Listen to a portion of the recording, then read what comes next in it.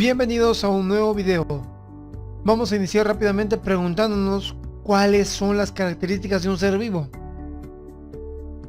¿Por qué nosotros, los humanos, somos seres vivos? Primeramente, ¿cómo se define un ser vivo? Un ser vivo se define como un sistema abierto, complejo y altamente organizado. La primera característica que tiene que tener un ser vivo es la naturaleza celular. Vamos a recordar esta teoría, la teoría celular de 1850. Todo ser vivo está constituido de una unidad básica llamada célula.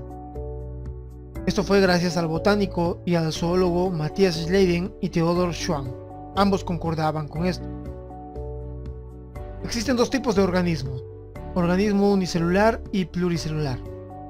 En el caso del organismo unicelular, es un organismo polifuncional. ¿Por qué? Porque al ser la única célula, debe realizar todas las funciones. En el caso de la pluricelular, son varias células. Por ello, cada célula adquiere una función específica, se especializan. Dentro de las unicelulares tenemos a las bacterias y a los protozoarios. Dentro de las pluricelulares tenemos a las plantas y a los animales. La siguiente característica para mí es la más importante, pero no te preocupes si eres estéril, porque también si tienes las demás características, eres un ser humano. La reproducción. ¿Qué nos permite la reproducción? Nos permite generar descendencia y así garantizar la supervivencia y la perpetuidad de la especie, en este caso de la especie humana. Hay dos tipos de reproducciones: hay reproducción asexual y reproducción sexual.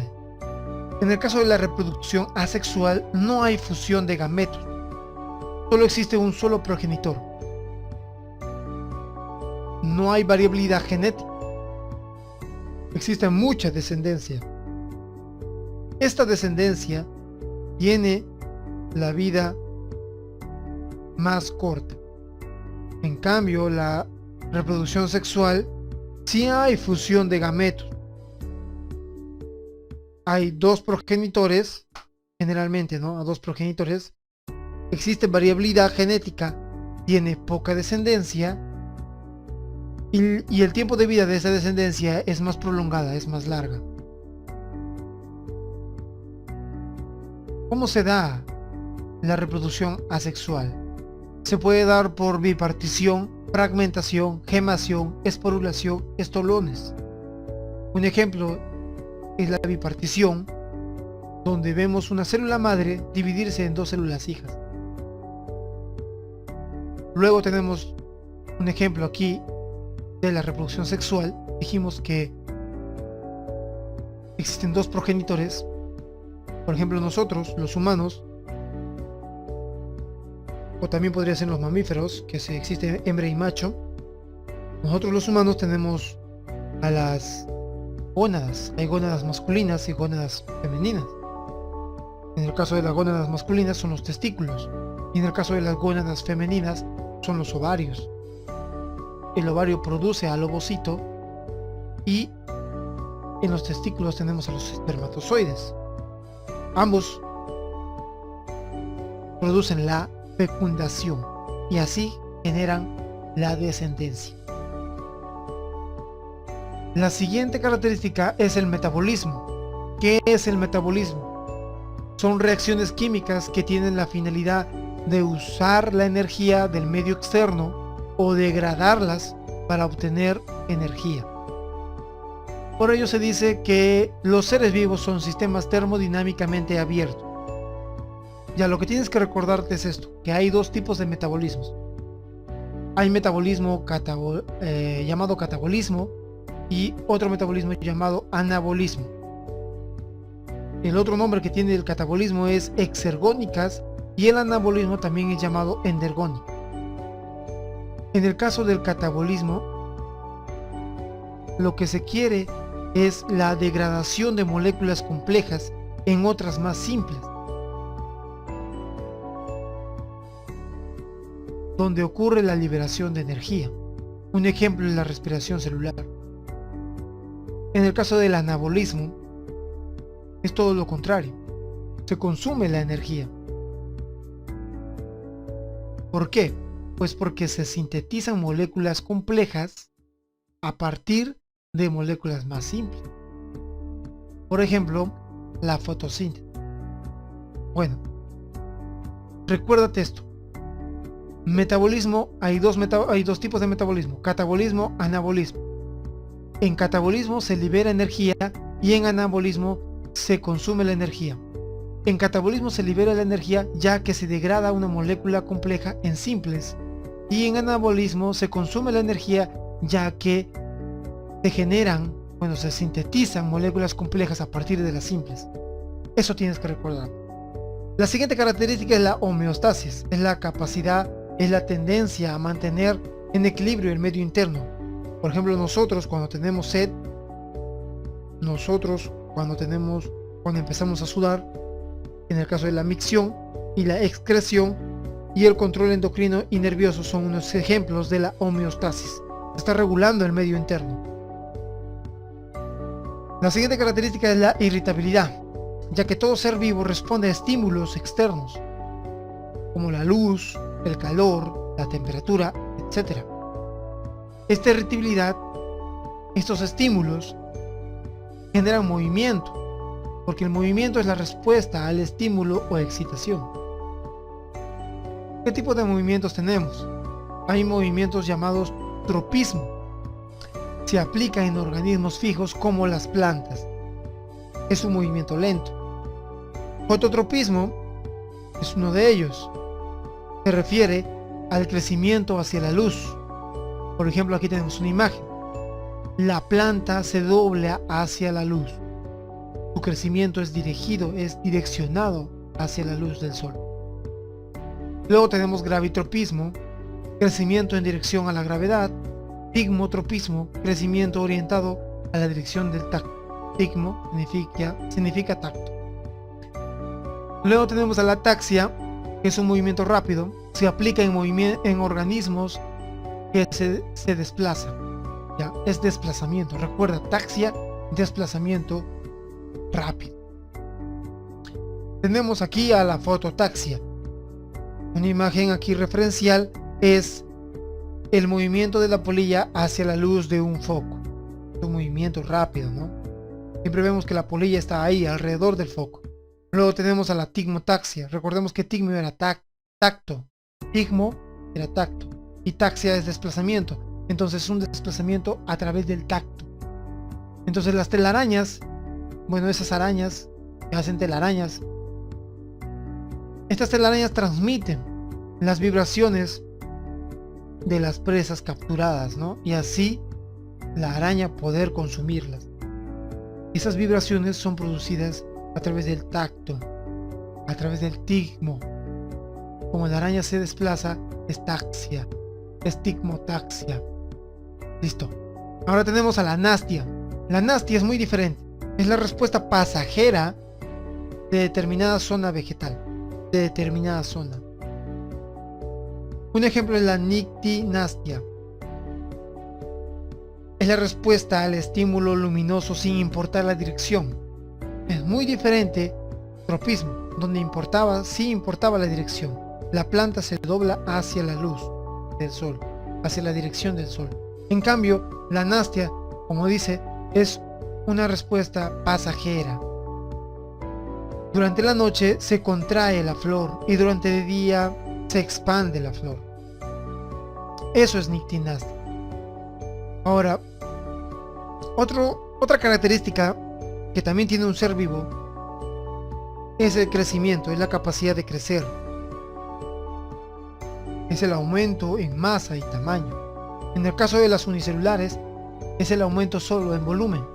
En el caso de las pluricelulares, es el aumento en volumen y en cantidad de células. Ahora, el crecimiento en los animales es definido y determinado. En el caso de las plantas, el crecimiento es indefinido e indeterminado, es todo lo contrario. La siguiente característica es la adaptación, es la capacidad del ser vivo de adaptarse al entorno. son cambios en la estructura, fisiología o comportamiento, que también podríamos decir etológicos, a corto plazo del individuo. Recuerda esto, adaptación a corto plazo del individuo. Por ejemplo, las espinas de los cactus. Estas hojas, que son las espinas, cumplen la función de reducir la evaporización y también cumplen la función de protección. Se ha adaptado al entorno que, bueno, vemos cactus en los desiertos, ¿no? Y ahí hay poca agua. Entonces, al ser la hoja tan pequeña, se reduce la evaporización. Luego tenemos el color blanco de los osos polares. Su pelaje blanco les sirve de camuflaje. Esa es la capacidad que tiene, ¿no?, de adaptarse a su entorno. Y su piel y sus orejas, al ser pequeñas, mantienen mayor tiempo el calor interno. Eso es adaptación. Luego tenemos la evolución. La evolución son cambios morfológicos, fisiológicos, etológicos y genéticos a largo plazo de la población. Ahora, evolución es a largo plazo. Adaptación es a corto plazo. Eso tienes que recordar y tienes que aprender a diferenciar. Evolución a largo plazo. Un ejemplo es, bueno, nosotros, en el caso del hombre, de la especie humana, hay órganos vestigiales. ¿Qué son los órganos vestigiales? Son aquellos que en el pasado tenían utilidad, pero en la actualidad, bueno, se cree que en la actualidad no desempeñan ninguna función, aún siguen en investigación. Por ejemplo, el apéndice. Hay gente que se extirpa el apéndice por tener una enfermedad llamada apendicitis y puedes vivir tranquilamente sin eso. Otro ejemplo es la coxis, que es la parte final de la columna vertebral. Otro ejemplo es la muela del juicio. Este diente que nos sale a nosotros, cumpliendo la mayoría de edad, es extirpado ya que en la cavidad bucal ya no hay espacio para este diente. Se cree que antiguamente se usaba ese diente para triturar la carne cruda. Pero hoy en día ya no tenemos eso, ya no necesitamos eso, porque nosotros ya, bueno, comemos carne cocida, ¿no?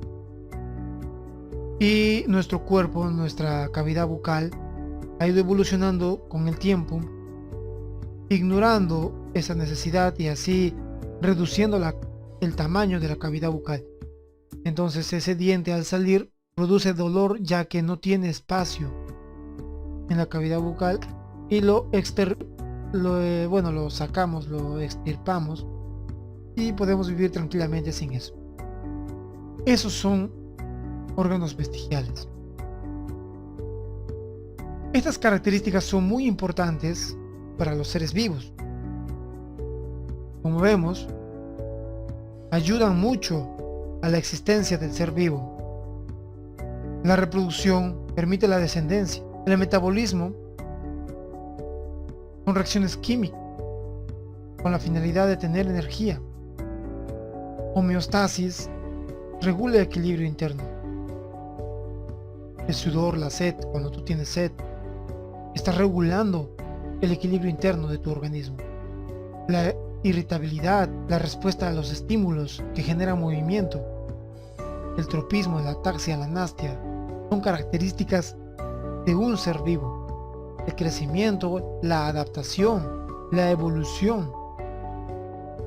Todas estas características lo tienes tú y lo tienen tus mascotas y lo tienen las plantas y lo tienen los animales.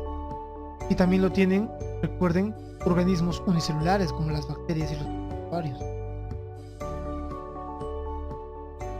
Agradezco mucho que hayas visto este video.